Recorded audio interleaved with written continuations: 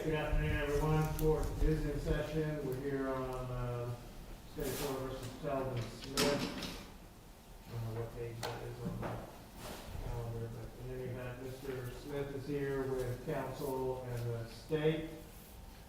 I guess I should turn my microphone on, shouldn't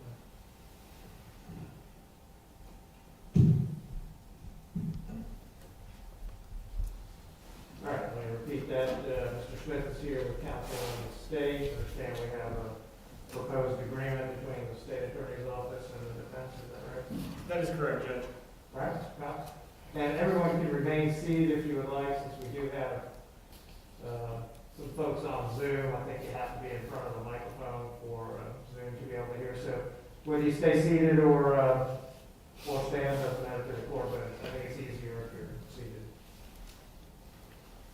Mr. House? Thank you, Your Honor. May it please the court. Yes, sir. I have reviewed, and Mr. Smith has reviewed, the one count information that was filed today. We don't have a copy of it. We have read it.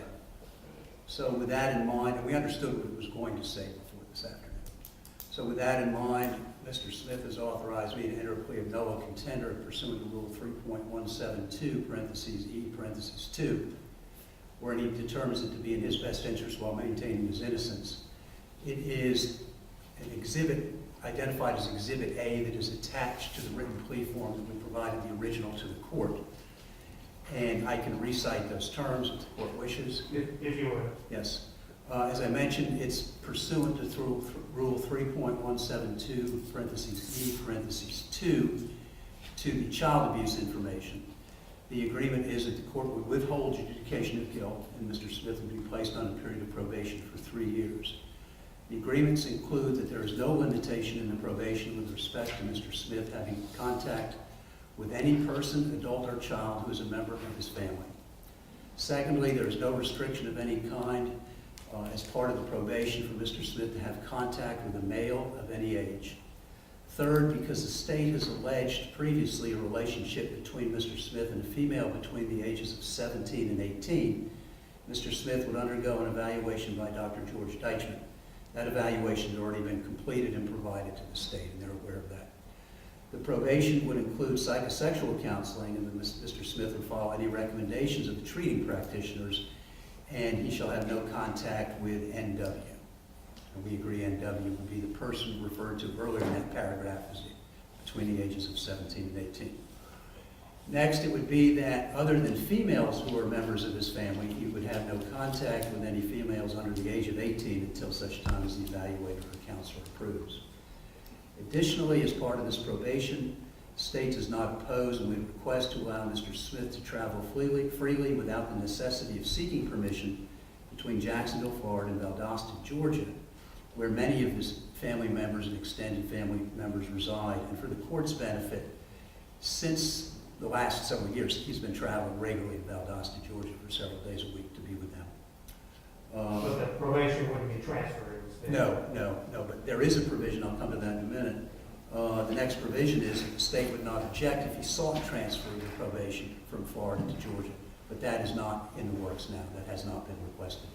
And finally, there would be court costs in the amount of $516. Okay. And this is on the third degree felony of child abuse? Yes. Madam Clerk, are there any other costs or surcharges with that charge? No. Is this the state's recommendation in this case? This is the state's recommendation, Your Honor. We've reached this agreement in part because Mr. Smith does not have any prior convictions. I've discussed the terms of this with both NW and her mother. NW is present via Zoom today. We discussed all of these terms again earlier today. She is in agreement with them, Your Honor. She did not want to have to undergo the publicity associated with the trial. It was also important that Mr. Smith not become a convicted felon. NW's mother was in agreement with these terms up until NW turned 18, at which point we communicated directly with her. And again, she is present via Zoom. She does not wish to make any statement today. Okay. And this is within the guidelines? Yes, Your Honor. As charged, Mr. Smith scores 22 points. What, if any, prior record does the defendant have? None, Your Honor. He has no prior criminal convictions. Okay. Anything else from the state? Yes, Your Honor. Mr. Smith, raise your right hand. You solemnly swear or affirm to tell the truth, the whole truth, and nothing but the truth, so help you God. Yes. Okay, you put your hand down. Your name is Telvin Smith. Yes, sir. You've heard what your attorney has said, that you wish to plead no contest to the third-degree felony of child abuse. You could have received up to 5 years in prison on that charge. Is that what you wish to do, is plead guilty to that charge? Excuse me. I'm sorry, plead no contest to that charge. Sorry, force habit. Is that what you wish to do, is plead no contest to that charge? Yes, sir. Have you had enough time to speak to your attorney about what you're doing today? Yes, sir. Are you satisfied with his advice and representation? Yes, sir. Are you under the influence of any alcohol or drugs, or suffering from any substance or condition this afternoon that would affect your ability to think clearly? No.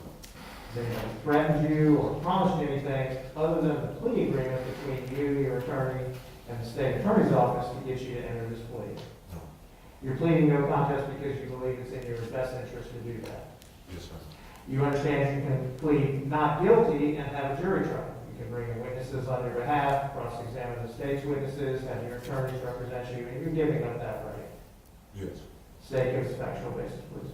Your Honor, we had agreed to stipulate. Stipulate, all right, state, party stipulate to a factual basis. Yes, Your Honor. All right, the court finds a factual basis exists for the entry of the plea. Is there any DNA evidence known to exist that would exonerate the defendant? No, Your Honor. Mr. Cox? No, Your Honor, not for purposes of that legal standard. Mr. Smith, you understand if you were not a citizen of the United States, the entry of the plea could subject you to deportation. Yes. You understand if this were a sexually motivated offense, or if you've been convicted of one before, and either one of those both may apply, or neither may apply. But you understand that the entry of your plea could subject you to a civil commitment at the conclusion of your sentence. Yes, sir. Mr. Smith, Mr. Cox would have gone over with you a copy of this form I'm holding up called Plea of No Contest and Negotiated Sentence. Did he go over a copy of that form with you? Yes, sir. Did you understand everything on the form as he explained it to you? Yes, sir. Any questions about anything that's on the form? No, sir. Or any questions about anything that's happening here today? No, sir.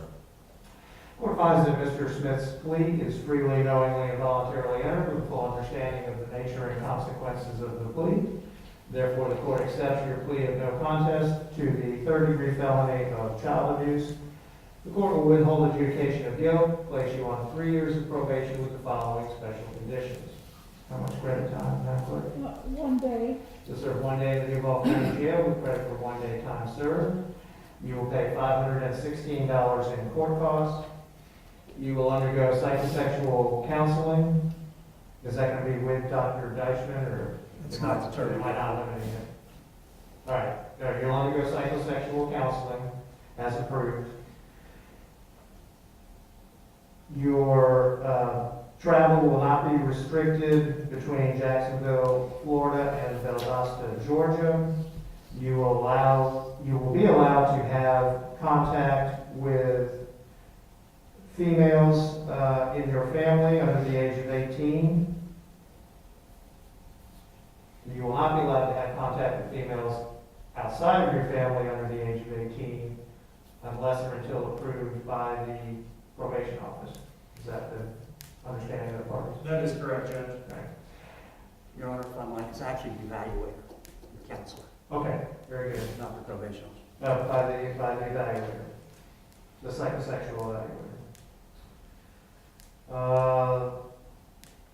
Your probation will be supervised by Florida for the time being. However, the prosecution agrees that it will not object to the defendant's probation being transferred at the appropriate time to the state of Florida, if approved by the department and as well as the Department of the State of Georgia. Is that it? Your Honor, I just want to make sure that the court put on the record that he's had no contact with the victim NW. Oh, I left that out, so thank you for reminding me. You will have no contact with the listed victim in this case, whose initials are NW. Anything else from the state? No, Your Honor. Defense? Just, Your Honor, just to be clear that the restriction on contact the court described, there was no restriction on contact with any other person. Right. Is that, Mr. Weaver, that's the state attorney's office intent? Could you restate that, Mr. Sure. Rouse? Other than what the court announced and described as the restriction on the contact that could only be changed with the recommendation evaluator, there's no restriction on contact with anyone else. Correct, it would be non-familial women under the age of 18, that's to whom the restriction But applies. everyone else, could unlimited. Okay, anything else from the defense? No, Your Honor. Okay, Mr. Smith, you have 30 days to appeal this sentence if you believe it to be unlawful. If you cannot afford an attorney, one will be appointed for you. Mr. Smith, Mr. Chapman with the probation department, the Department of Corrections is on the Zoom call, and he needs to speak to you now for just a moment. Mr. Chapman, you may need to get the personal information from Mr. Cox, rather than putting that on the record at this time, but other than that, you can have the normal dialogue that you'll have. Thank you, Judge. Good afternoon, can you hear me?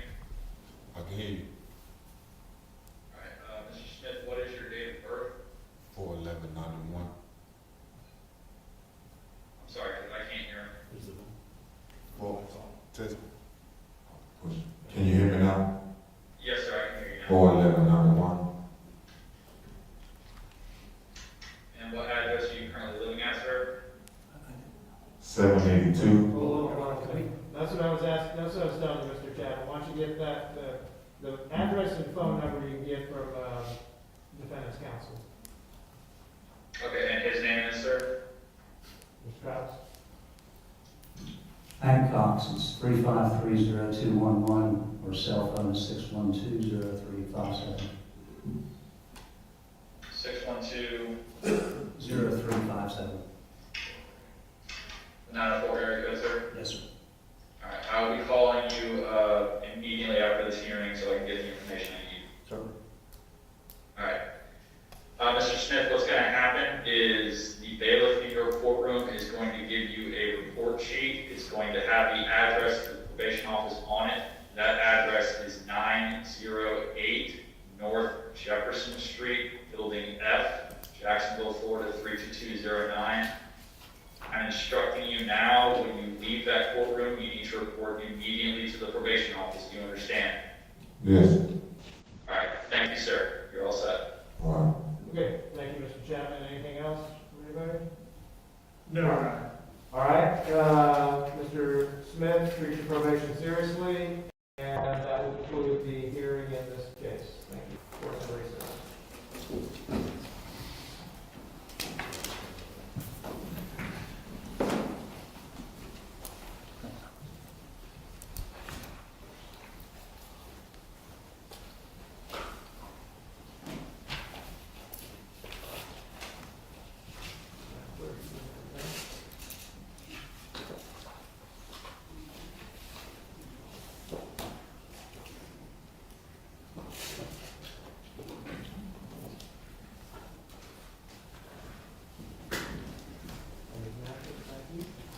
You are welcome, Judge. Good to see you.